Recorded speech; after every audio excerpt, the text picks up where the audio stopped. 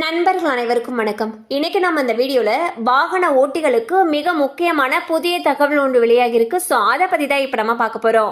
இந்திய தேசிய நெடுஞ்சாலை ஆணையமானது பல வாகனங்களுக்கு ஒரே ஃபாஸ்டேக் பயன்படுத்துவதை தடுக்கவும், நாடு முழுவதும் சுங்க கட்டண வசூலை முறைப்படுத்தவும் ஒரு வாகனம் ஒரு ஃபாஸ்டேக் கொள்கையை அறிமுகப்படுத்தியது.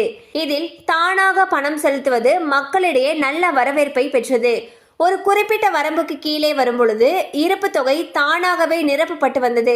பணம் குறைவாக உள்ள பட்சத்தில் 24 மணி நேரத்திற்கு முன்னதாகவே அறிவிப்பு வழங்கப்படும். தற்பொழுது புதிய விதிமுறைகளின்படி இந்த 24 மணி நேர அறிவிப்பானது நீக்கப்பட்டுள்ளது. இப்பொழுது ஃபாஸ்டேக் கணக்கில் இருப்பு குறிப்பிட்ட வரம்பை விட குறைந்தவுடன் முன் அறிவிப்பு இல்லாமல் பணம் தானாகவே கழிக்கப்படும். ஃபாஸ்டேக் மற்றும் நேஷனல் காமன் மொபிலிட்டி கார்டு உள்ளிட்ட பல்வேறு சேவைகளில் தானாக பணம் செலுத்துவதை ஒழுங்குபடுத்தும் மேண்டேட் அமைப்பின் ஒரு பகுதியாக இந்த மாற்றம் செயல்படுத்தப்பட்டது.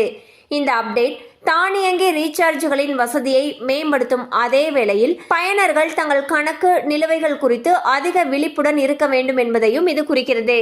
ஸோ பார்த்தீங்கன்னா இதுக்கு முன்னாடி ஃபாஸ்டேக்ல ஒரு குறிப்பிட்ட அளவுக்கு கீழே பணம் போகுது அப்படிங்கிற பட்சத்தில் 24 மணி நேரத்துக்கு முன்னாடி நம்மளுக்கு அப்டேட் பண்ணுவாங்க.